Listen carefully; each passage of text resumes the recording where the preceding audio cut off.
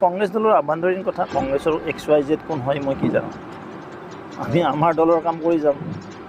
আমাৰ বিজেপিত এইবিলাক নাই নহয় আমি হলো সৰ্বভাৰতীয় দল বুজি পাইছে না আমি ভাৰতবৰ্ষতে সৰ্বব্যাপী সৰ্বস্পৰ্শী সৰ্বগ্ৰাহী আমাৰ কেৰালাতো সাংসদ আছে তেলেংগানাতো আছে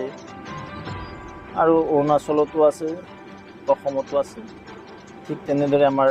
মধ্যপ্ৰদেশতো চৰকাৰ আছে ছত্তীশগড়তো আছে ৰাজস্থানতো আছে গুজৰাটতো আছে বিহাৰতো আছে বেংগলতো আমাৰ সাংসদ আছে এয়া হৈছে ভাৰতীয় জনতা পাৰ্টি কৰ্মীয়াৰ ৰাজনীতি কৰে কমুৱাসকলৰ ৰাজনীতি কৰে কংগ্ৰেছে খিলঞ্জীয়াৰ বিৰুদ্ধে থাকে এয়া হৈছে কংগ্ৰেছ দলৰ এটা স্পেচিয়েল কেৰেক্টাৰ এইটো আমাৰ হেৰি নেকি পাৰ্লিমেণ্ট বৰ্ডৰ মেম্বাৰ নেকি সুধিবচোন নে ৰফিকুল হুছেইন কোনদিনাৰ পৰা ভাৰতীয় জনতা পাৰ্টিৰ পাৰ্লিমেণ্টাৰী বৰ্ডৰ মেম্বাৰ হ'ল নে এইটো বিজেপি বিধায়িনী দলৰ নেতা নে বিজেপিৰ সাংসদ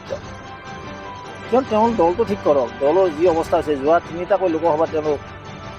জনতা যিদৰে বিদায় দিলে আৰু কিন্তু কিমানটা তামোলকে দিব সেইটো চিন্তা কৰি আছে তেওঁলোকে সেইকাৰণে তেওঁলোকে হীনমন্যতাত ভুগি য'তে যি পায় তাকে ভুগি ফুৰে তেওঁলোক বহু বলকি হৈ পৰিছে শাসন যেতিয়া নাথাকে কংগ্ৰেছ দলটো বলীয়া হৈ যায় আজি কংগ্ৰেছ দল বলীয়া হৈ গৈছে সেইকাৰণে মিছা কেৱল মিথ্যাচাৰ সদায় মিথ্যাচাৰৰ আচলতে থাকে কৈছিলে নহয় ৰাহুল গান্ধী ডাঙৰীয়া যে খাটা খাট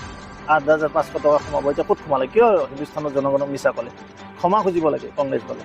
আকৌ মিছাৰ আশ্ৰয় লৈছে জনতাক কিদৰে প্ৰলোভিত কৰিব পাৰে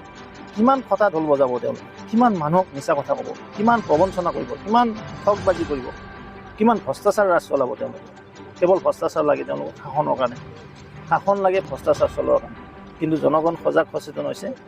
তেনেকুৱা দল এটা কাকো কেতিয়াও আঁকোৱালি নলয় এইটো আমাৰ হেৰি নেকি পাৰ্লিমেণ্ট বৰ্ডৰ মেম্বাৰ নেকি সুধিবচোন নে ৰফিকুল হুছেইন কোনদিনাৰ পৰা ভাৰতীয় জনতা পাৰ্টিৰ পাৰ্লিমেণ্টাৰী বৰ্ডৰ মেম্বাৰ হ'ল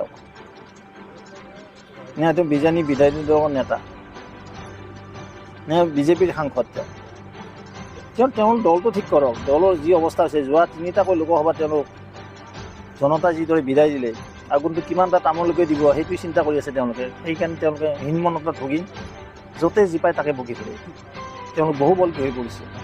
শাসন যেতিয়া নাথাকে কংগ্ৰেছ দলটো বলীয়া হৈ যায় আজি কংগ্ৰেছ দল বলীয়া হৈ গৈছে সেইকাৰণে মিছা কেৱল মিথ্যাচাৰ